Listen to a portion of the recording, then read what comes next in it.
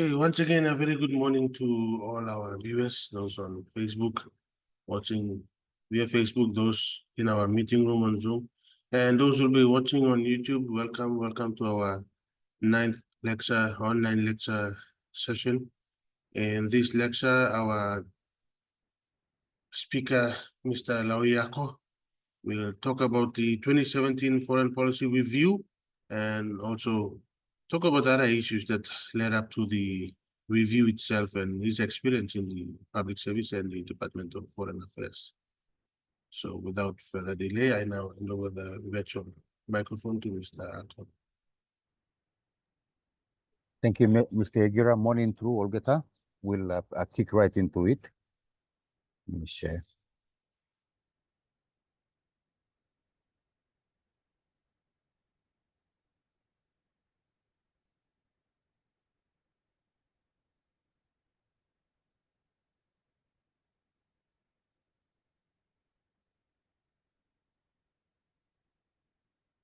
Okay. So yes, our topic for today is on Foreign Policy Review 2017. We'll go straight into it. As you can see, the 2017 paper by Jenny Hayward Jones predicted that these relationships would go into a sharper focus into the year 2018 as Papua New Guinea prepared to host APEC. Her paper from the Law Institute was based on the change in geopolitical dynamics for Papua New Guinea. And she mentions correctly that going into 2018, the focus would have changed. The paper also mentioned the challenges faced by the new government. This was straight after the election, so Prime Minister O'Neill had become Prime Minister, and she mentioned about the government's capacity to pursue the national interest abroad, while it was preoccupied with the complex set of challenges at home, which we will talk about as we go. So one of the challenges at home was the lack of funding experienced by diplomatic missions abroad. So this picture you can see shows a bilateral meeting in progress on the margins of the APEC Synopsol meeting between Papua New Guinea on the left of the screen and the US on the right. And among the issues of mutual interest discussed by the late Ambassador Matt Matthews on the right, he also brought to light the concerns by his government, especially the State Department, and by then at the inability of Papua New Guinea to pay the rentals of its chancery at the PNG Embassy in Washington, D.C. So as you can see, the APEC bilateral papers process served many purposes, and this included the raising of issues of mutual concerns, such as those on rentals. And I think these issues were work went into that quickly. One of the outcomes of these bilateral meetings was informing our Department of Foreign Affairs of this concern, and they would have paid the rentals then. You can have lots of questions on rentals and the operations of the Foreign Service, which you can ask later if you want. So then we look at the tag of Papua New Guinea being the big brother among the Pacific Island countries. You see, while that may be so in terms of size, the Fijians will have other things to say to the tag. You see, the Fijian international relations apparatus, maybe because of its lean size, remains way ahead in its foreign policy endeavors. See, back in 2017, 2018, you see, they were already chairing such international forums as the COP23. And I think this was a major advancement on its part. And one of the other major advancements on its part was initiating the PIDF process through its presidency of the COP23. Back in August 2012, the PIF leaders endorsed the call for the establishment of the Pacific Island Development Forum, or the PIDF, for the purpose of engaging leaders from key sectors in implementing green economic policies in the Pacific Island small development states, or PSIDS. And you cannot read between the lines. While its main aim was to support Pacific Islands' sustainable development in the region through its environmental, social, and economic pillars, its hosting in Fiji meant that it became one of Fiji's diplomatic tools to drive its foreign policy agenda vigorously in the region.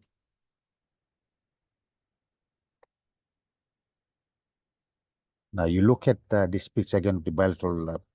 This is a bilateral meeting on the margins of the APEC 2013 in Indonesia. And this is the former, this is the last bilateral meeting during the APEC Leaders Summit.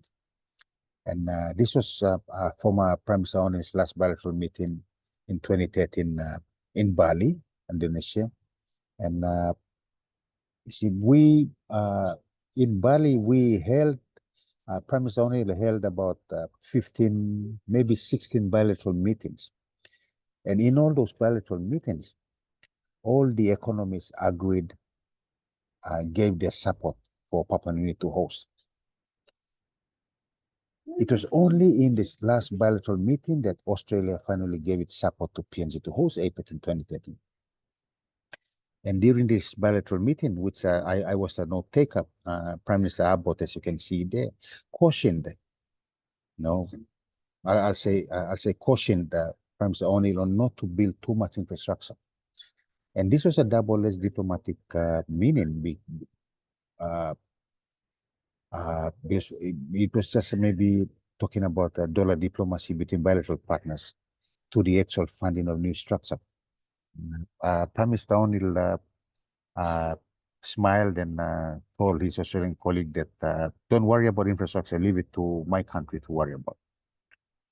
So that was the final bilateral meeting in 2013, where Australia eventually came on board to support PNG's undertaking to host the APEC in 2013. Now, the first couple of slides provided a backdrop. Also, I wanted to provide a backdrop to the Foreign Policy Review report that would draft one of which came up on the first in September 2017. The first draft of this Foreign Policy Review report, released in September 2017, focused on the importance of neighborly cooperation. However, in 2016, earlier that year, in 2016, there was an earlier draft whereby, amidst the country's preparation for APEC 2018, Acting Foreign Secretary William Dean presented the foreign policy documents, which was aimed at helping the department to build and better define its strategies going forward. He said this was in the National of the 15th September 2017. In that same paper, he further stated also that it is an in-house document, and that in the future, if the government wanted to have a more public document, the minister may want to table it in Parliament, a white paper, for example. So in 2017, it would be maybe 7-8 years later. By next year, we will have a white paper. The other documents which Mr. Dim was indicating were the procedures for diplomatic privileges and immunities and consular practices, and the manual of operation as amended in 2016. These documents were printed, bound, and ready for the next steps, which would not happen.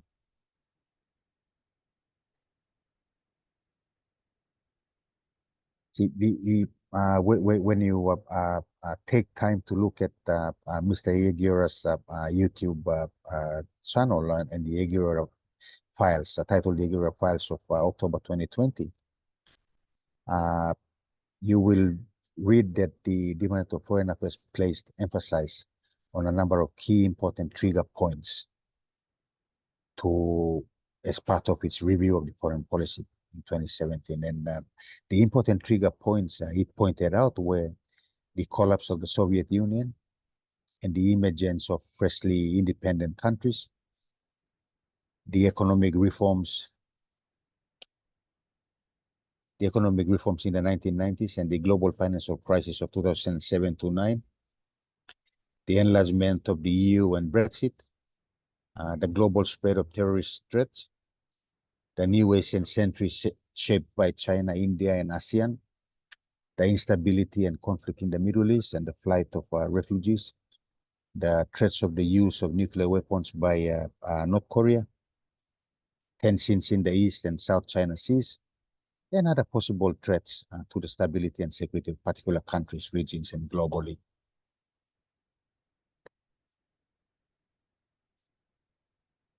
Now, despite the trigger points I mentioned earlier on, one will not go past the fact that the then government's main foreign policy intent was its hosting of APEC in 2018. It was a given. Now, one would continue to think that armed with these trigger points, the next step would have been to await the outcomes of the 2018 Leaders Declaration and then build from these outcomes the PNG Foreign Policy White Paper. So by 2019, when that never happened, we went ahead and started working on the PNG Foreign Policy and APEC with its white paper, the roadmap, and this was released in 2020, well, towards the end of 2019, and in 2020, endorsed by Cabinet under its decision number 36/2020. So you can see that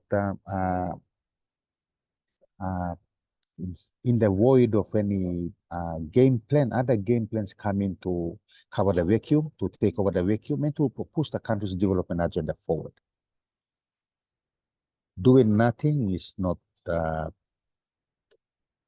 advisable in such international relations space. So one of the main outcomes of the 2017 Foreign Policy Review was the Department of Foreign Affairs Corporate Plan. And you can see it was a 5-year corporate plan from 2018 to 2022. And it had 6 strategic objectives, talking about everything in international relations which were of interest to Papua New Guinea. Okay, so under this, then you can start putting together your strategies and objectives and activities and to carry those forward. Now, China remains important in Pacific Island regional or Asia Pacific regional configurations. China's presence in the region by 2017, 2018 had undergone a significant shift over the past decade. It was now competing with more established players such as Australia, New Zealand, and France for influence in the influence with Pacific Island governments. And being the world's leading exporter, China was seeking to be a more relevant aid partner in the developing world and was growing its portfolio of foreign investments. Now, Haywood Jones writes that no Pacific Island country ranks in China's top 50 trading partners. PNG is ranked 124th on the list of countries China exports to, and 66 on the list of countries from which China imports goods. This is from Haywood Jones' paper, 2017. See, PNG's size and its resource sector made it China's most significant partner in the Pacific Island region. The China-PNG trade in 2016 totaled some US $2.3 billion. Now, this represented a 12-fold increase since 2000. So while Papua New Guinea's trade with Australia was worth considerably more than its trade with China in 2016, China's trade prospects were on a growth trend and Australia's was declining. China's direct investments in PNG totaled US 496 million in 2015. China's investments and the Chinese nationals who worked in PNG on Chinese projects tended to attract much attention, but the value of these projects were not about to overtake the value of individual investments of major resource companies or Australia's foreign direct investments.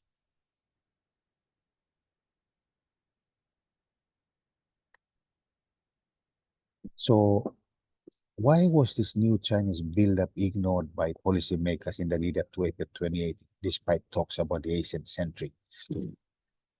Now,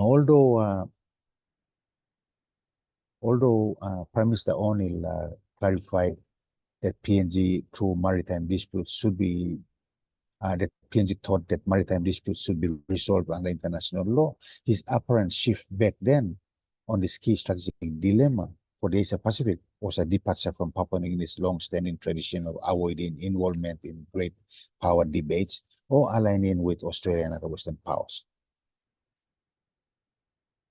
China's willingness to put public rather than private pressure on PNG to align itself with its position on such a critical strategic issue suggested that it was no longer content with its image as a generous and altruistic partner. Instead, it would seem that it was going to be making more public calls on PNG for support on UN votes or in other regional disputes. So this created difficulties for Papua New Guinea's ambitions to strengthen its relations with its other East Asian countries. So we can assume that by 2014, 2015, the China's wolf warrior diplomats started gaining momentum.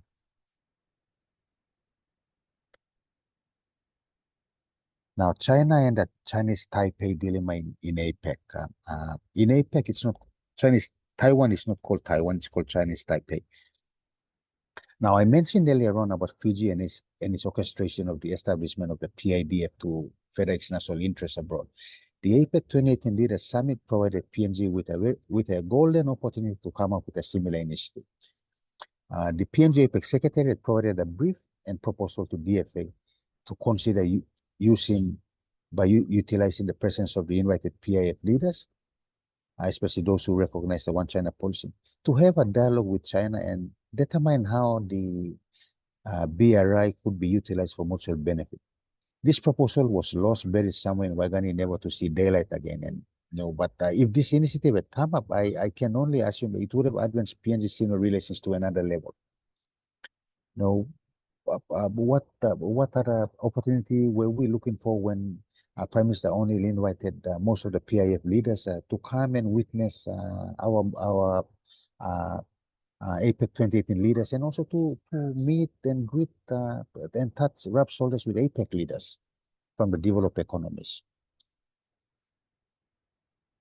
Now, the MOU of 1991, in APEC, there's a 1991 MOU which provides the standard operating procedures of engagement between Chinese Taipei and Hong Kong, China in APEC, as both are still answerable to the Chinese government. So there were also standing practices not stipulated in the MOU, which had to be taken into account as well. And this included that the formal invitation by the hosting economy to Chinese Taipei strictly stipulated the instructions of the MOU, that for the leaders meeting, Chinese Taipei is usually represented by a nominee of the president or the prime minister, and not the president or prime minister himself or herself.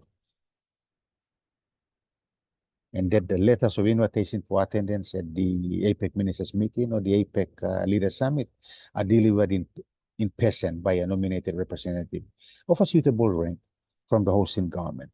Now, in reality, China continuously advocates for these letters to be delivered by low-ranking officials, while Chinese Taipei in 2017, for instance, Chinese Taipei in 2017 felt slighted when these invitation letters were delivered by the 2017 APEC senior official. Like, they thought it should have been delivered by someone more higher than an APEC senior official.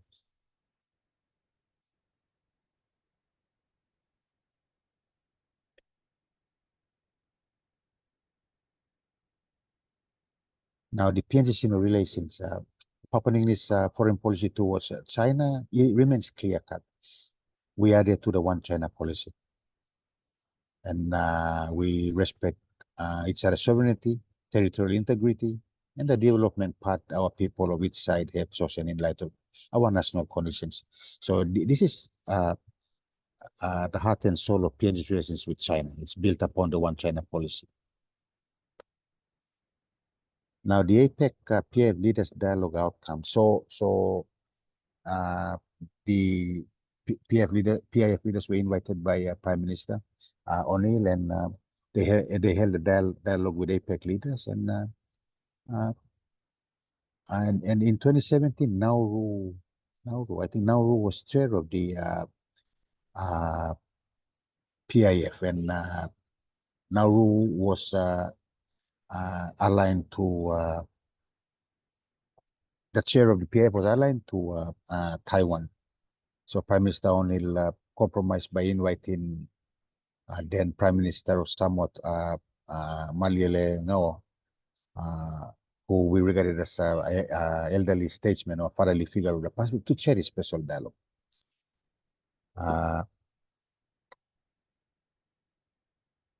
So the 2017 Foreign Policy Review came and went.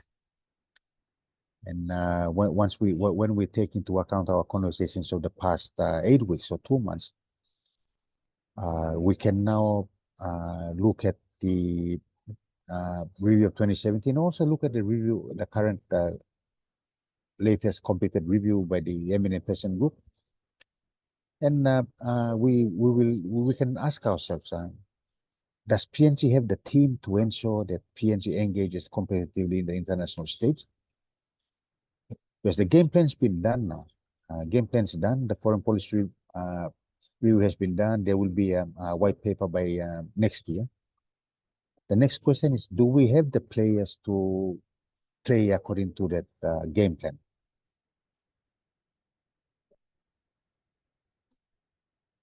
That's the reference point from Jenny Edward Jones.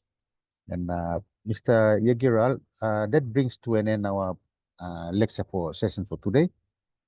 I'll hand it over to you again. I'll stop sharing. I'll hand it over to you again for Q&As. Thank you. All right, thank you very much, Mr. Ako. Really interesting presentation. For those of us who are interested in PNG's foreign policy, if you look at our foreign policy history, you'll see gaps and at different time periods in our foreign policy history. And there's some inconsistencies as well. So these are all, lessons from the past that we need to learn and look at what happened, go back, review, and you as future policymakers, leaders of this country, you can try to come up with solutions as we go forward. Mr. Ako has helped us to really put bits and pieces together to form a good timeline of what we've done so far in the space of foreign policy. So since 1982, our first foreign policy white paper, we've not had any significant major review until 2017. Though there was one as presented by Mr. Ako sometime in 2011, and then the 2017 one, and unfortunately it did not amount to a foreign policy white paper. All the efforts put in by different individuals who are instrumental in coming together, sitting down and talking about our path going forward. Mr. Ako, just to kickstart the questions and comments, from your own perspective, why do you think we were not able to get the 2017, from your own observation, 2017 foreign policy review report and then transform that into a foreign policy white paper to help guide us going forward? Personally, I think that the department was overwhelmed. They had the priority was on APEC 2018, and half the time they were busy trying to take the driver's seat away from the PNG APEC Secretariat. So they lost their plot, if I can say that. And I've written that in my book, so it is public knowledge that when you look at the department's contribution out of the 139 documents which the policy teams and also members of the foreign affairs team that were in the copy who wrote, the department as a department contributed nil. So they had capacity issues. that covers the issues, and that covers the issues. Did not warrant them going towards completing the 2017 foreign policy review. If they had done that, it would have been the opportune time to do it. Then then as soon as the leaders meeting ended in 2018, you had the recipe. You had the recipe on that was signed off on Sunday, 18th of November, 2018, and it was the leader's statement. The APEC leader statement that talked about economic development in the region and how it would have ran, and they had a nice recipe there to complement the review that was happening. When you look back at the presentation and the pillars they came up with, a couple of the pillars there were economic based pillars. And what better way to do it than you had the recipe provided by all the leaders, all the 21 leaders of APEC. It wasn't done by OPEC, so that wasn't by 21 leaders, and 7 of those leaders were from the G8 economy, and they were developed economies. And then of the 14 developing economies, 7 or 8 of them were on their way to becoming developed, not in the next 1 or 2 years.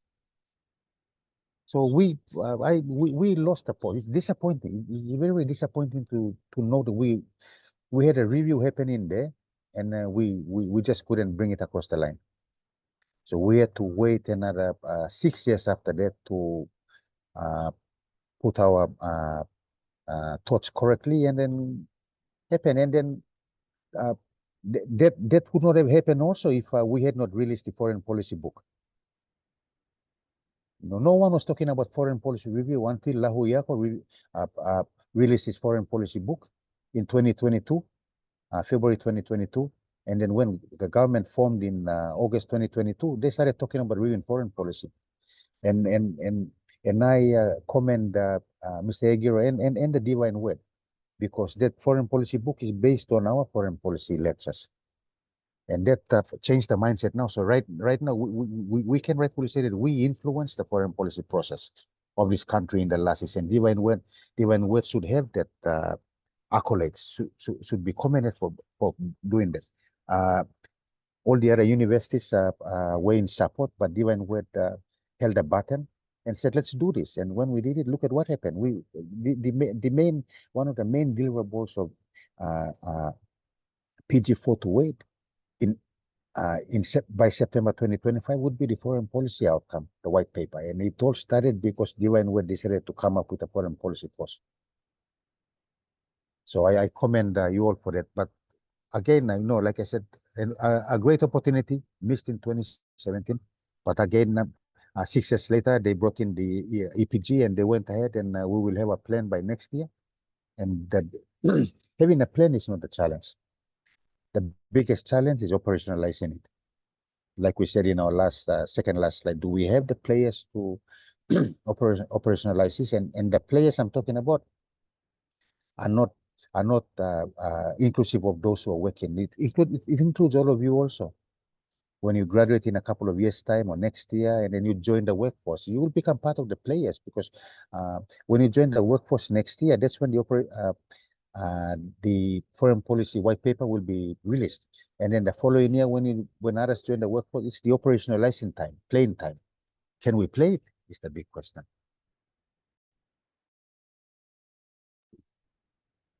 Thank you, Mr. Ako. That's interesting.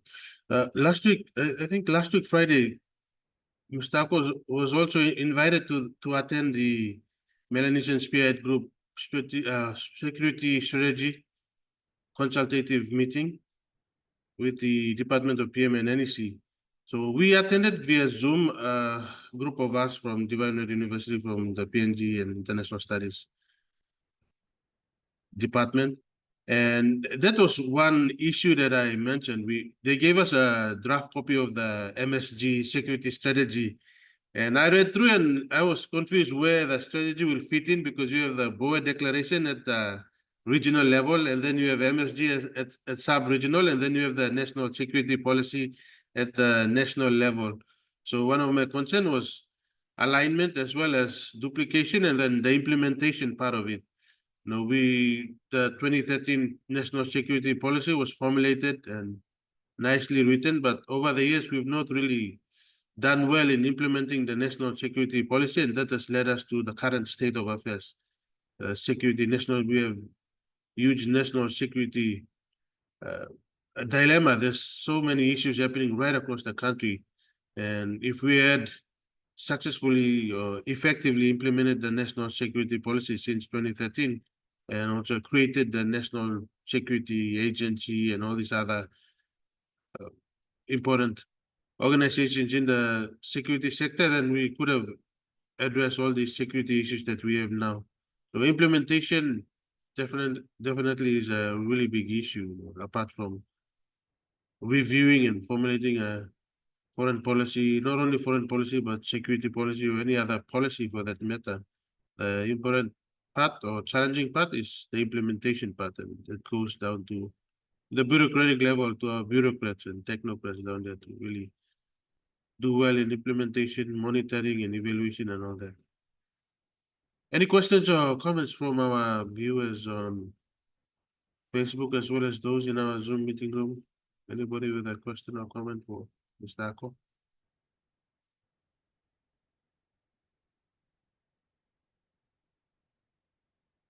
About the 2017 foreign policy review,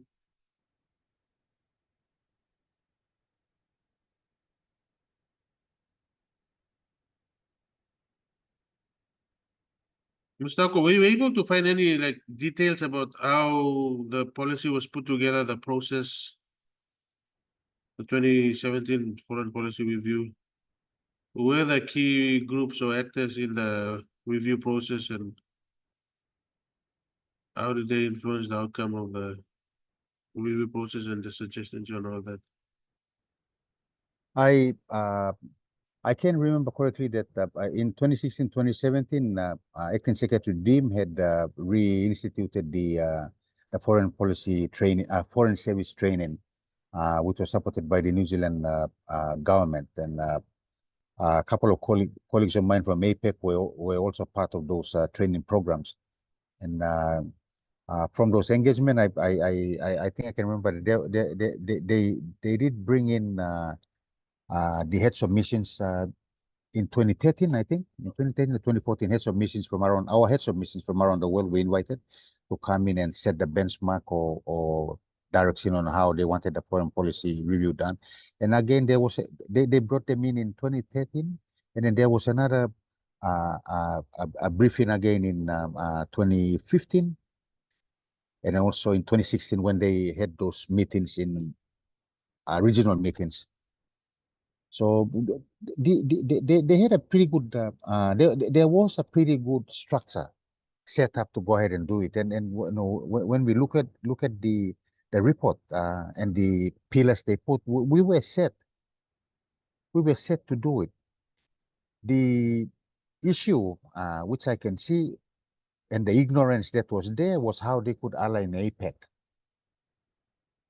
I don't know why it was hard to align APEC.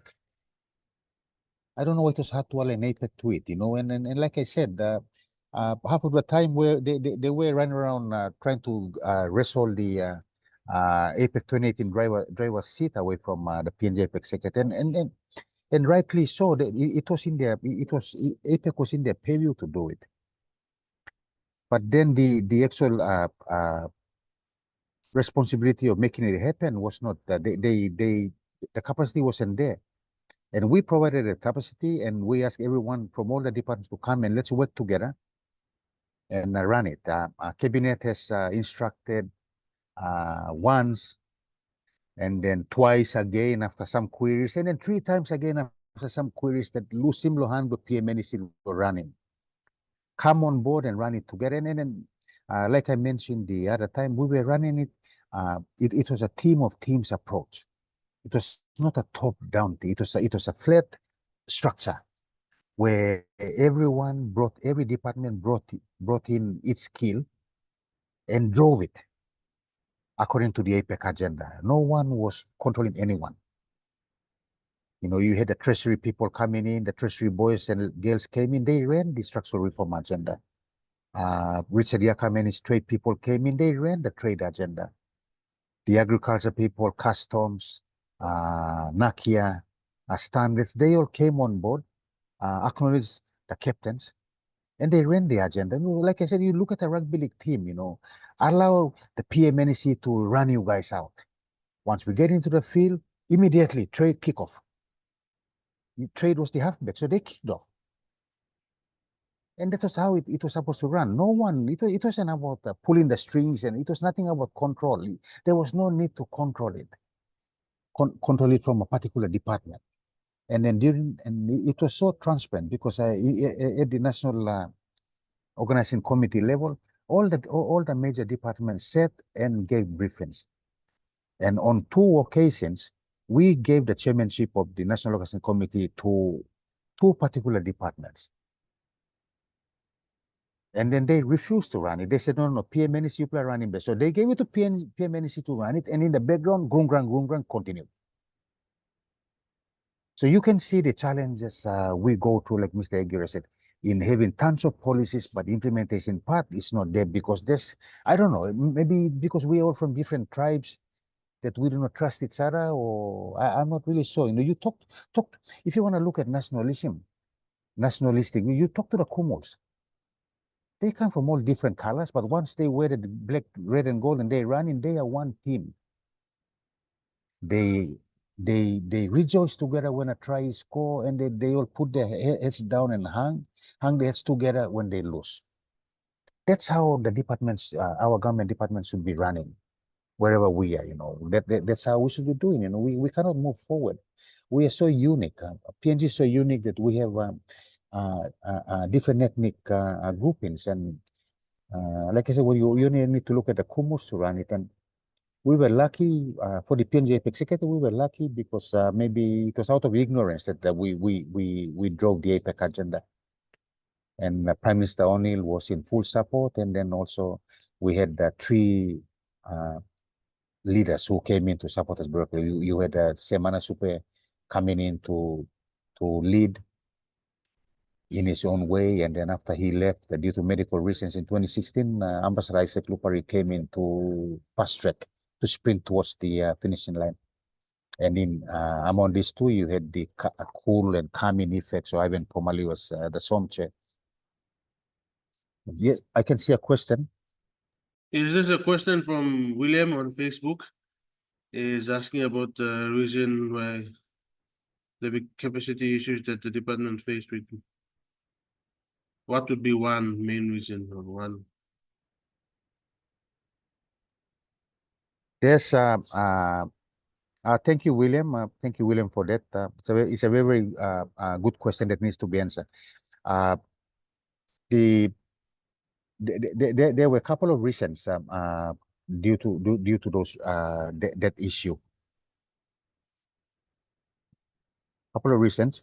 One was I think the main one was the lack of planning operationally.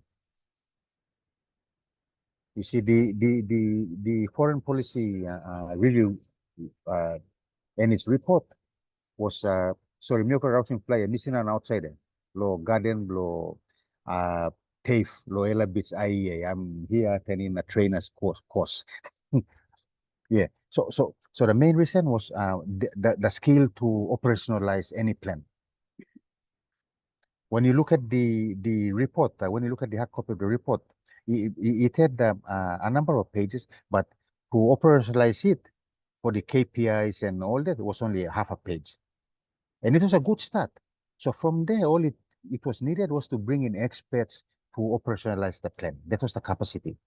I assume it was a lack of funding that experts couldn't be brought in, or if they were looking inwards, we didn't have the skill to do that inwards. That's how I can answer it, Wheeler.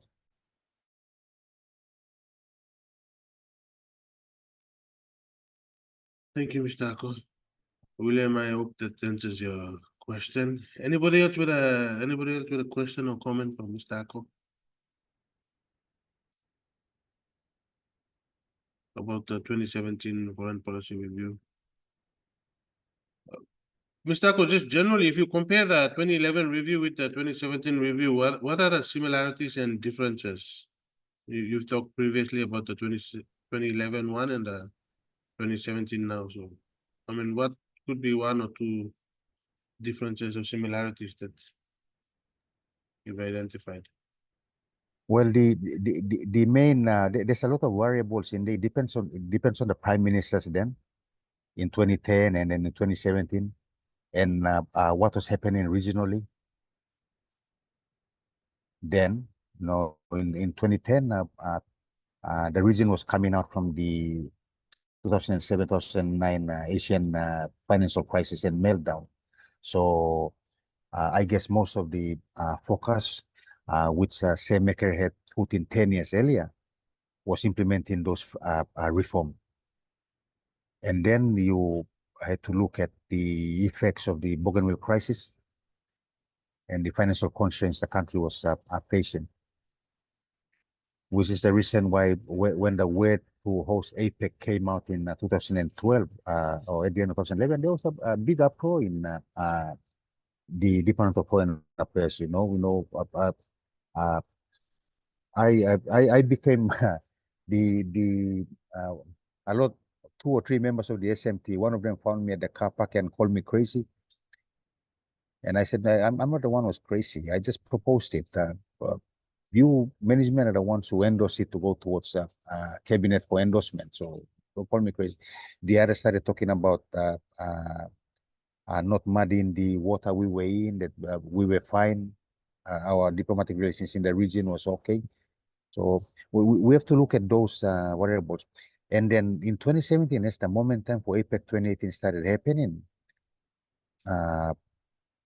it was really up to the management now to decide whether to shelve that report and wait until 2018 ended or to continue on with it. And I had a discussion with that with a couple of members and a couple of senior members of Foreign Affairs then, and they were saying no, shelving person, maybe 2018. But I kept on persuading, pushing the agenda. No, walk in now.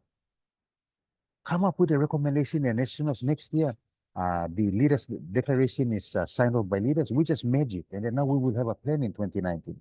But that never came. They had different ideas. And also, we have to look at the change of foreign secretaries.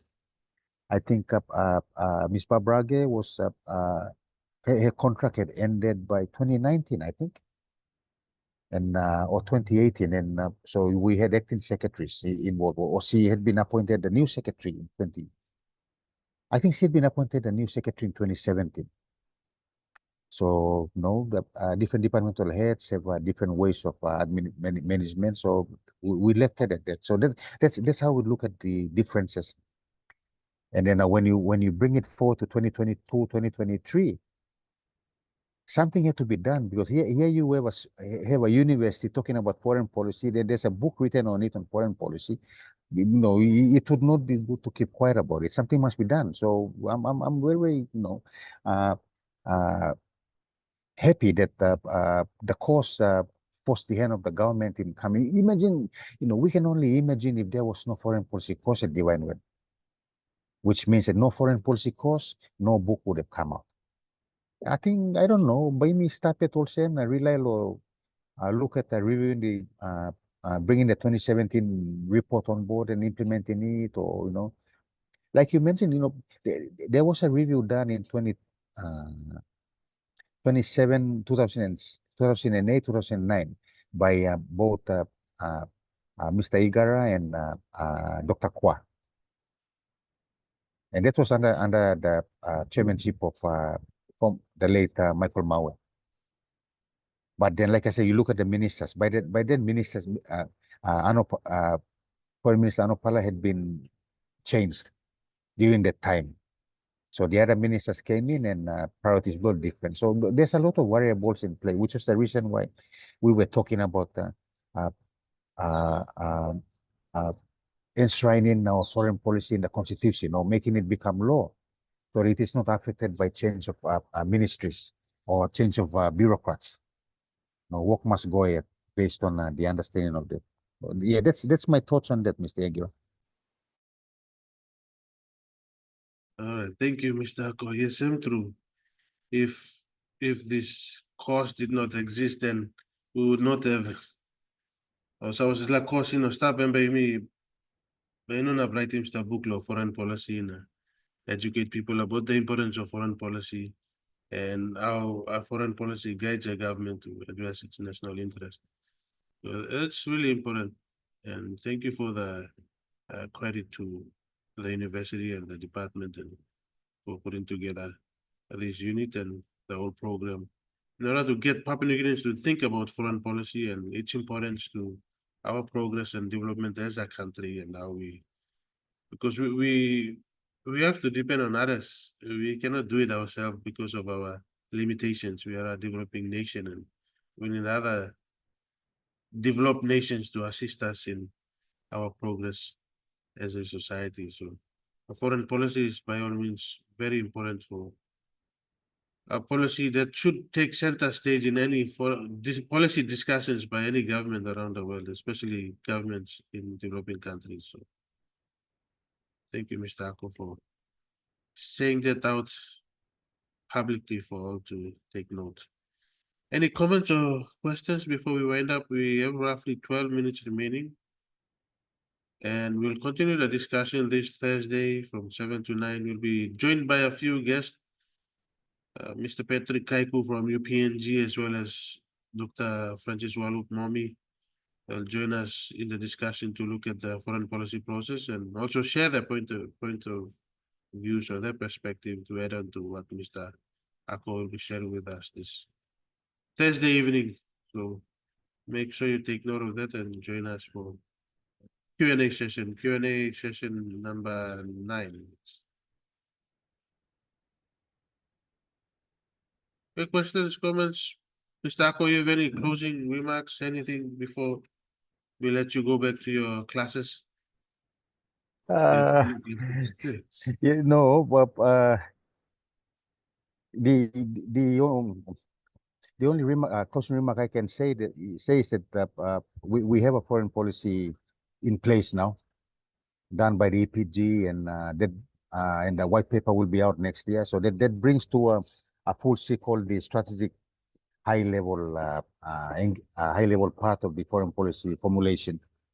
Now, going only from next year onwards, we will all, including this class, have to work towards supporting the government in operationalizing it, providing the advice where we can help out Department of Foreign Affairs operation and the other departments involved in the whole process to operationalize it, so that we can score tries, and not only score tries but win also. Win also in terms of our engagements. We come away with policy papers which we wrote up and then brought into the multilateral conference and posted through bilateral and negotiation, and by getting it put on the declarations to become for implementation. Those are wins in international relations. That and many other ways of pushing the agenda, or coming up with our own version of a huge engagement here and hosting it and bringing in everybody to come and talk about our agendas. Those are all supports. Also becoming members of reinvigorating our membership with the APEC Study Center. Any opportunity to that will have a very good return on investment for the country in terms of money and in terms of skills. I'll stop there on that. Thank you very much, everyone, Mr. Aguirre and class students. Thank you. Thank you, Mr. Last 10 minutes. Quickly, I have a quick question before you go. We have roughly 9 minutes remaining. I'm wondering about the capacity of the department in terms of policy making. If you look at many organizations, the policies, they have a 5-year cycle or a 10-year cycle. So once the 5-year has elapsed, then or when you're approaching the 5th year, then you have to do a review, and then after the review, you come up with a new program specification documents for curriculums or for academic policies, a new a revised policy.